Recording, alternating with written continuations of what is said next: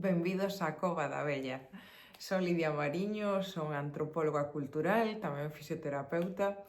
Este programa vai ser un espazo para falar de todo o que compón a miña visión do mundo a través das miñas diferentes facetas, a través da mitoloxía, a través do que chamamos actualmente o desenrolo persoal, espiritualidade, medicina, sociedade, moitos aspectos que ao final todos para min teñen que ver, non, con unha maneira de construir un mundo mellor, vale? Como podemos levar o noso mundo a outro nivel de todo o que nos está a faltar, aunando pasado, presente, futuro, collendo o mellor de cada parte. Vai haber moita reflexión, xa vos digo, moita mitoloxía como fío conductor, pero de xeito transversal vai tocar con moitas cousas, non? O meu pensamento é así, nel todo está conectado. Veredes que na mitoloxía tamén todo está conectado, é unha forma de ver o mundo, é unha cosmovisión que lle chamaban os antigos, unha cosmovisión, a forma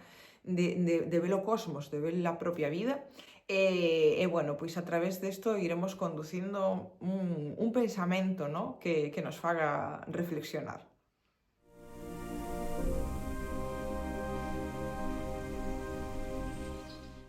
Pois vamos a empezar polo principio, non? Quen é esa vella da Cova da Vella? Pois a vella para os antigos é todo, literalmente todo. A natureza, a vida, a morte, o cosmos, todo canto nos envolvía. Era unha forma de ver o mundo. A vella é unha cosmovisión. Igual que na sociedade actual temos a nosa propia cosmovisión, os nosos propios mitos que rixen o mundo. Por exemplo, o do crecemento exponencial, que todo pode crecer eternamente, non? E cando non é así, pois simplemente tapamos as facetas de vellez e monte, tapamos que os procesos de destrucción, simplemente creemos que todo vai crecer eternamente, é un mito. Bueno, pois o mito da vella era cíclico, sin embargo, non? Que todo está xirando eternamente e hai un proceso de destrucción que leva a unha rexeneración, o sea, morte, rexeneración e un novo nacemento, todo é cíclico. Pois na cosmovisión da vella, ese nome da vella fai referencia a ese todo que ela significa. Non podemos decir que sexa unha deusa, vale? Esa non é a palabra, non é unha deusa. É pois a propia vida, unha forma de entender o mundo, todo, podemos chamar a enerxía que nos envolve, podemos chamar ao universo, podemos chamar a natureza, é todo en canto estamos inversos, é a vida, a nosa propia existencia incluso. Nas nosas lendas, nas lendas galegas, quedou de moi diversos xeitos, empezando polo Arco da Vella. O Arco da Vella ten o seu nome, moitas cousas relacionadas co clima, coa climatoloxía, por exemplo. Aínda quedan lugares en Galicia que cando pola mañán aparece xeado e decimos esta noite moito peneirou a vella. Enténdese que ela está nos ceos cunha peneira e a fariña que cae é esa xeada que queda espallada polos campos. O curioso, o interesante, é que hai moitas figuras por Europa que fan algo moi similar. O sea, realmente é a mesma figura, me refiero, adaptada a distintos contextos culturais. Por exemplo, en Alemanha, hai unha vella que está nos ceos e ela axita a súa almofada de plumas polas mañás para sacudila e as plumas que caen son a neve. En Irlanda é un manto que ten a vella e que o lava e cando consigue que lle quede completamente blanco esténdeo sobre as montañas e iso é a neve. Como vemos, a pauta é exactamente a mesma. É unha figura que coas súas diferentes actividades, non, domésticas no seu día a día provoca a climatoloxía. A da neve é así a máis significativa, pero hai moitas máis, vale, que provoca os distintos climas. Tamén en Galicia conservamos en moitos refráns, temos moitos refráns ao longo do ciclo do ano, no que falamos de ata o 40 de abril a vella non quita o mandil, por exemplo, sabes, e cousas así. Non, mezclei dous. Ata o 40 de maio a vella non quita os sallos, é a versión original, e ata en abril a vella ainda leva o mandil, por exemplo. Non? Temos en diferentes meses pois a vella facendo diferentes actividades, é esa mesma vella. Témosle máis cousas relacionadas coa mitoloxía, ou coa climatoloxía. En Galicia sobrevive moito relacionada co clima. Tamén aquí sobrevive moito co tema da paisaxe, que isto é fascinante. O sea, a súa faceta vencellado coa paisaxe é fascinante porque entronca con moitos lugares do mundo, que isto nos leva a ver can antiga é a vella. En Galicia decimos, cando hai un penedo así moi significativo, non? Ou que está en desequilibrio ou que é moi grande e tal, pois as lendas din que o puxo no seu lugar unha abella. Moitas veces levou na cabeza, cunha man iba fiando, co outro iba rolando un cativo. As tampas das mámoas, non? Que é o máis chamativo de como os antigos puxeron as tampas, o resto chama a atención, pero o que é a tapa ainda máis, non? Con quen o puxo aí, pois o mesmo é a abella na cabeza, mentras fiaba, o mesmo. Pero que, como vos digo, isto, aparte de estar estendido tamén por toda Europa, en Irlanda tamén, esa mesma figura da que vos falaba antes, fai o mesmo, no? A paisaxe creou na ela nun dos seus paseos, foi paseando, foi facendo diferentes actividades e foise creando a paisaxe, as lagoas, as montañas, bueno, pero que isto ainda ten unha conexión moitísimo máis ancestral. Entre os aborixes australianos, por exemplo, está a vella tamén, que é a anciá, a que creou todo, a nai de todos, que ten unha faceta que se converte en serpe, igual que a nosa moura se converte en serpe, que ahora vamos a decir que a vella está relacionado coa moura, agora vos lo explico. E a parte é o arco da vella, é a serpe arco da vella, chamanlle así, serpe arco da vella, e o arco da vella é unha serpe e é a vella. Ben, pois cando construiu o mundo fixo en forma de serpe. Entón, os diferentes movimentos da serpe, así, serpente antes, foron creando as montañas, os vales, non, cos seus movimentos. É o mesmo, pero unha versión incluso máis ancestral. Normalmente, cando se conserva a faceta animal das divindades, digo a palabra divindade, xa vos digo, non era unha deusa. A vella era o gran espírito creador do mundo, é todo canto existe. As religións viñeron despois, a idea de deuses veu despois. Isto era unha maneira de entender o mundo, pero bueno, vamos a usar a palabra divindade moitas veces para entendernos.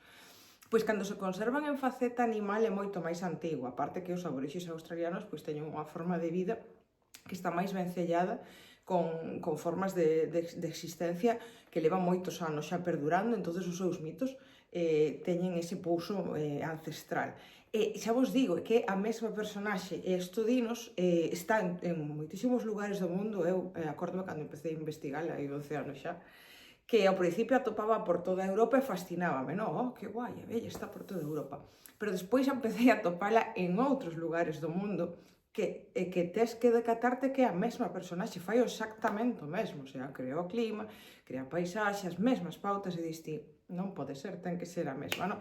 E non o digo só, decatouse, por exemplo, os lingüistas, son os primeiros que se decataron, que hai moitos fenómenos que levan o nome da vella, son os mesmos, moitos lugares do mundo, entón, pois que a proposta é, tamén é a que eu sigo, que a súa orixe é paleolítica, dos albores da humanidade, de cando vivíamos en covas, cazábamos, recolectábamos, creouse aí, foise espallando polo mundo, foise adaptando a diferentes contextos culturais, foi collendo cousas despois xa do neolítico, por eso fía, foise adaptando a moitas cousas, pero a orixe, o que é a orixe, estaría neses tempos, e por eso atopamos en lugares tan distintos do mundo, en culturas étnicas, en culturas aborixes, en culturas, o que chamamos culturas orixinarias, vale? Sería a explicación, non que casualmente se xurdira de maneira independente en diferentes puntos do mundo, que sí, que sei que moitos me diredes eso e tal, pero eu, polos datos que teño, eu son das que sigo a teoría de continuidade paleolítica. En todo caso, e xa vos digo, é fascinante atopala en todos esos lugares. E tamén é unha pauta común o feito de que rexuveneza ao longo do ciclo, bueno, que vai envellecendo e posteriormente rexuvenece, no? Que ten esta abella, é unha faceta máis nova, que en Galicia se correspondería coa moura, esa fermosa doncela de longos cabelos loiros que os está a peitear, e que soe aparecer en Galicia asociada co solsticio de verán, co San Xoán, precisamente porque nesa época do ano é cando ela é nova. Entón, aí temos a moura. Sin embargo, no inverno é vella. Esas dúas facetas, pois é as que conservamos en Galicia para explicar o ciclo inteiro. Que, de feito, en realidade, nas lendas galegas, por exemplo, sole haber 3 mouras, non? 3 irmás. E teñen unha nai que é a vella. Temos lendas nas que se di iso explícitamente, sobre todo nas lendas tipo Ana Manana, que se chaman, non? Estas nas que están 3 mozas encantadas nunha poza, que para desencantalas hai que botar un bolo de pan, vai un mozo, consigue desencantar a 2, pero unha delas queda ali. Bueno, pois a que lle dá o bolo de pan, a que lle explica como desencantar as súas fillas, nas lendas literalmente dice que é unha vella, E por mitoloxía comparada noutros lugares do mundo onde se conserva prácticamente a mesma lenda, e nesas dice explícitamente que é a abella a mesma que crea a meteoroloxía. Entón, por iso, comparando con outros lugares, temos máis datos sobre a nosa propia mitoloxía, que ese é o meu traballo, non? Intentar reconstruir ese mito e a través dela intentar reconstruir a nosa mitoloxía ancestral, que me apasiona totalmente. Me parece alucinante. A ver, é unha aproximación, non? Nunca vamos a reconstruirla totalmente, pero xa só podernos aproximar, non? A cal era a nosa mitoloxía e entendela como entendemos outras mitoloxías do mundo, non? Que sabemos que hai unha historia, sabemos quen é o pai, o fillo, sabemos os episodios míticos que van sucedendo, sabemos como acabarán os tempos, pois poder ter esa idea da nosa que é unha historia cohesionada, non? Que non son anacos, sí, unha lenda aquí, outra lenda lá, non, temos unha mitoloxía inteira, unha forma de ver o mundo implicada no noso territorio que dá sentido, que me emociona só a idea, que dá sentido a todo o noso xeito de estar no mundo, non? Por iso a mí me apasiona a mitoloxía, porque para min non son historias só, non? Para min a mitoloxía apasioname porque é unha maneira de meterse na cosmovisión, na forma de ver o mundo, nas mentes, no sentir dos que nos precederon. E como eu busco formas máis amables de estar no mundo, penso que a nosa sociedade lle fai falta máis alma, pois a mitoloxía permíteme bucear nesas outras formas de entender a existencia. E penso que se colléramos o mellor da sociedade actual e o mellor desas sociedades que teñen moitísimo que aportar a parte da alma, poderíamos construir unha cosmovisión alucinante. Ese é o meu traballo, por eso para min a mitoloxía é tan importante. Non é só unha maneira de evadirse, non? De poñer un podcast agora pola noite e veña, e divertirse, non. Para min é unha reflexión moi fonda sobre o ser humano.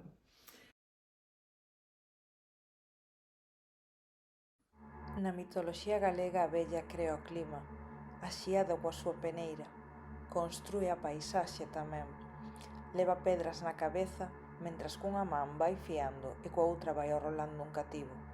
Do mesmo xeito, construe as tampas das mámoas, que as vai transportando na cabeza. Trátase dunha pauta ancestral, mesmo dos aborixes australianos, o que remite a esta figura ás albores da humanidade. Tamén ten a capacidade de rexuvenecer. Sería a Moura da mitoloxía galega. En realidade, son 3 as Mouras, as súas 3 fillas, representando diferentes facetas. En Galicia a abella témola especialmente asociada coa morte. De feito, o xeito de que as mámoas se considere a súa propia casa, digamos que a casa da abella, a casa da moura, realmente son a entrada ao mundo dos mortos, non? Son lugares de enterramento, pero ao mesmo tempo son lugares de regeneración.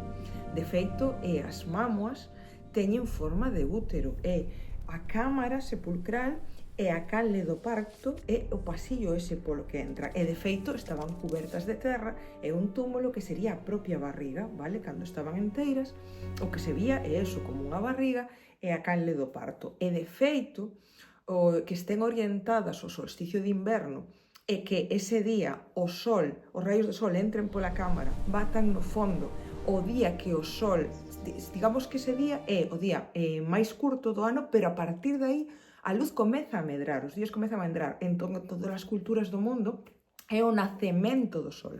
Pois o día que é o nacemento do sol o sol bata no fondo da mámoa, xa nos está a falar de que é un lugar non só de morte, senón tamén de nacemento. E iso que significa? Que é un lugar de regeneración. E isto entronca con que, por mitoloxía comparada, sabemos que a abella non só está asociada coa morte, que sí, normalmente é a figura que recibe no máis alá, ela sempre está no limiar. De feito, no limiar das mámoas, só haber representacións delas, onde acaba o corredor e comeza a cámara. Por exemplo, en Francia, en outros lugares de Europa, aparece representada cuns peitos e cun colar. Aquí en Galicia, nese mesmo lugar, temos representacións serpentiformes e incluso hai cruciforme que pode ser un antropomorfo, ¿no? Un ser humano cos brazos abertos. Entón, tamén sería ela. E xa vos digo, ela está nese limiar, recibindo os mortos, por decirlo de algún xeito. En Galicia está asociada con figuras como as lavandeiras, que son agoiros de morte, coa Santa Compaña, pero noutros lugares de Europa sabemos que tamén é quen pon as almas dos meniños no ventre das nais, que isto é fascinante.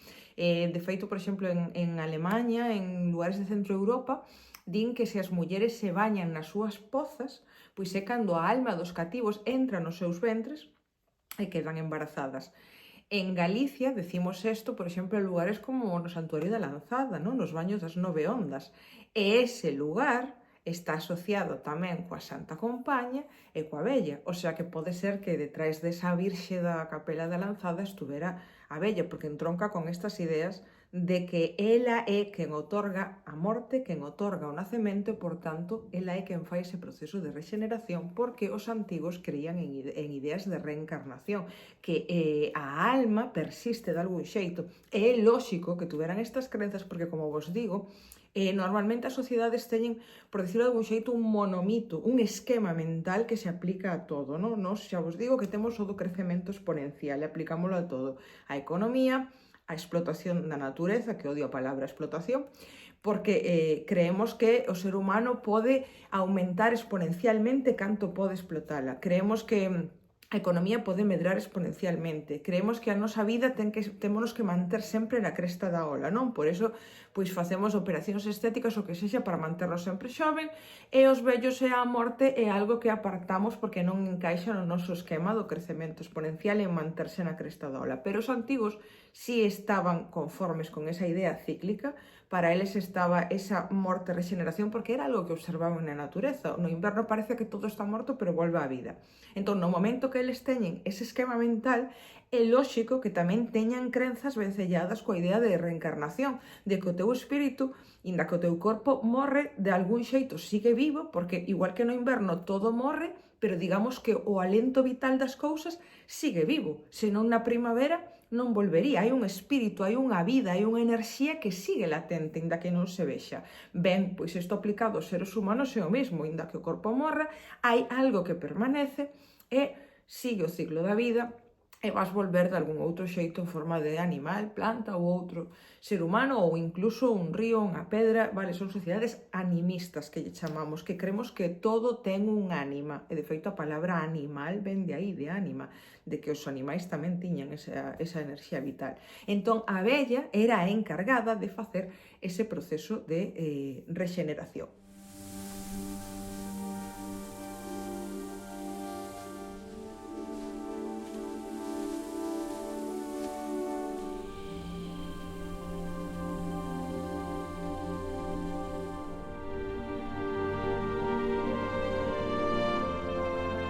Esas tres fillas da vella que aparecen nas lendas, vale? Para min son tres fillas de idades escalonadas, vale? Unha é doncela, no? A outra é na idade fértil nai e a outra pois corresponderíase xa coa menopausia. E a vella é vella moi vella, é vella ancestral, é a vella que creou o mundo, vale? Por iso está asociado coa morte. Pois son as tres fillas máis a vella, son 4. Cada unha delas representa unha estación. Primavera, verán, outono e inverno, vale? Porque normalmente solemos falar de 3 e pensamos que a vella forma parte desas 3, pero por mitoloxía comparada con outros lugares de Europa especialmente, tamén do mundo, pero en Europa está moi presente o de que haxa unha nai vella que, digamos que ela está xa nos ceos, que ela trascendeu, e despois están as tres fillas que son máis as que interactúan cos seres humanos. Están vencelladas co destino, por esa idea das moiras, das nornas, pero as moiras teñen unha nai, a Nanqué, que é a que está nos ceos co seu fuso, e que co seu fuso ela fai o proceso de regeneración dos seres humanos, porque os antigos gregos tamén teñen ideas de reencarnación, e facías a través do fuso da vella.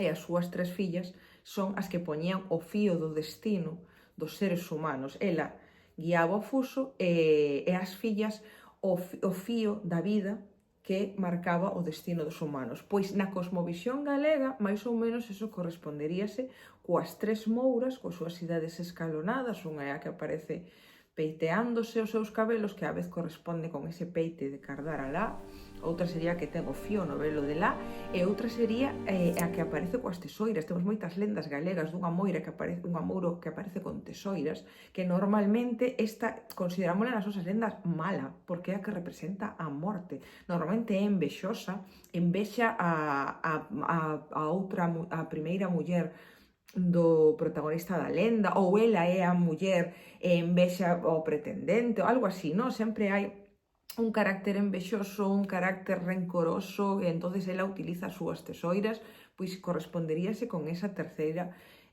faceta. E despois está a abella, que é a que guía, pois eso, a regeneración. Me parece fascinante que podamos reconstruir a nosa mitoloxía e decatarnos que nós tamén teñamos esas ideas. De feito, en algo que se ve moi ben é nos rituais nas Tres Marías.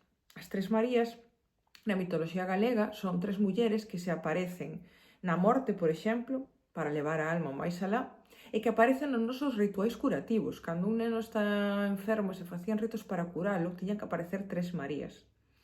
E isto entronca, pois noutros lugares de Europa aparecen tamén nos nacementos. Eu aquí de momento non o atopei, pero cando un nino nacía tamén se facía un ritual con tres mulleres que eran as que determinaban o seu destino, e aparecen neses momentos importantes da vida: nacemento, enfermedade, boda, porque elas considerase parte do destino a persoa coa que vas compartir a vida, porque é algo que se considera algo de sorte, non? Ter a boa sorte de, como decía a miña avoa, a mellor lotería que nos pode tocar na vida é ter unha boa compañía, non? Que considerase algo que che pode ou amargar a vida ou alegrarcha, e que implica un pouco o factor sorte, non? O de atopar o amor, por decirlo de algún xeito, atopar unha boa compañía. Entón, na morte, pois é outra cousa desas que non podemos controlar, non? Eses fitos da vida que non se poden controlar, que marcan fitos no ser humano, pois están marcados polas tres mouras fillas da abella. E xa vos digo, no noso vese moito nesa ritualística. E tamén esas Tres Marías son o mesmo nome que reciben as tres estrelas do cinto de Orión. E noutros lugares de Europa chámanse o fuso da abella, esas tres estrelas. O sea que, como vedes, todo está conectado de moi diversos xeitos, pero que nos explican eso, non? 4 facetas, 4 estacións, tamén o amencer, o mediodía, o solpor, son esas tres mouras, e a noite sería a abella. O sea, todo o que implique un ciclo, a lúa crecente, lúa chea, lúa minguante, lúa nova, que non hai, ese sería a faceta abella. Todo o que implique un carácter cíclico, xa vos digo, as idades da muller, no? da súa etapa fértil, a menstruación, a menopausia. Todo isto está marcado por eses ciclos desas 4 mulleres que o explican. Había unha contraparte masculina? Sí, había unha contraparte masculina. Eu, polo que vexo, a parte feminina era máis importante, pero isto entronca as sociedades paleolíticas, non? Que parece que había, incluso no neolítico tamén, que había unha preeminencia feminina, vale? Antes de que viñeran os panteóns guerreiros, antes de que se dera tanta importancia, antes de que as sociedades se xerarquizaran, existira a dominación e a guerra, que aí se volveu moi importante a faceta masculina. Inda que eran sociedades igualitarias, as deidades soía darselle máis importancia á parte feminina, porque as mulleres tiñan a capacidade de crear vida. E iso para os antigos era fascinante, sígaselo. Pero eles dabanlle máis importancia que a nós. Pero as deidades primitivas en realidad eran andróxinas, vale? Quer dicir que había unha contraparte masculina. E de feito na abella en Galicia consérvase no vello, o vello que crea as treboadas. En Galicia recibe moitos nomes, o vello das chocas, por exemplo, que é o que crea as treboadas. Moitas veces dice que batendo cos seus zocos sobre as montañas, como leva tacholas, pois crea os raios. Outras veces que dice que é montado nun carro que vai polos ceos e vai creando as treboadas. Pois esa é a súa contraparte masculina. E nas lendas, pois, inda que a moura sexa ela normalmente, sempre aparece un home que ten que desencantala. Isto entronca con ritos de axudar a doncela a escapar do inframundo, esa doncela que representa o propio sol na primavera, que ao escapar do inframundo volve a fertilidade á terra, pois aí está tamén esa contraparte masculina, e outras veces incluso se fala en masculino dos mouros, pero non só os mouros como seres oscuros, que sería a faceta oscura, senón tamén temos mouros en Galicia, loiros, fermosos, que montan a cabalo, que sería pois esa contraparte feminina dela, pero xa vos digo, conservamos moito máis a feminina e a que eu sobre todo me dedico a investigar, inda que tamén menciono as outras, bueno, porque estou a escribir un libro sobre a figura da vella, que é apasionante, aí dareivos moitísima máis información, pero como aproximación creo que, xa vos digo, é un tema, a min atrápame totalmente, por moitos motivos. Unha, por reconstruir a nosa mitoloxía, fascíname, o sea, fascíname a mitoloxía e fascíname que nos podamos ter unha que ten unha historia tamén, que non son ideas deslavazadas, senón que temos unha mitoloxía cohesionada e que podemos intentar reconstruíla tanto cos datos que temos como facendo mitoloxía comparada, que podemos ter unha mitoloxía adaptada ao lugar no que vivimos, non quero dicir que ti podas recoñecela na paisaxe, no que ves, a min, pero é que me apasiona totalmente, porque son unha persona con un pensamento simbólico e a mitoloxía é o pensamento simbólico. Está demostrado que os mitos usan a mesma linguaxe que os soños, por exemplo. Usan símbolos, cando, pois eso, somos persoas con pensamento simbólico, a mitoloxía é o noso linguaxe. A min a mitoloxía sirve para entender e para explicar moitas cousas que me pasan no día a día, non as explico con un linguaxe aséptico e racional, e como os contos, vale? Sirven para explicar as cousas que nos suceden. Pois unha, por iso. E outra, polo que vos digo, a mitoloxía sirve para reflexionar que hai outras formas de ver o mundo. Vos digo, a vella explica o ciclo de vida e morte, que na nosa sociedade temos moita falta de reflexionar sobre o que pensamos sobre a morte.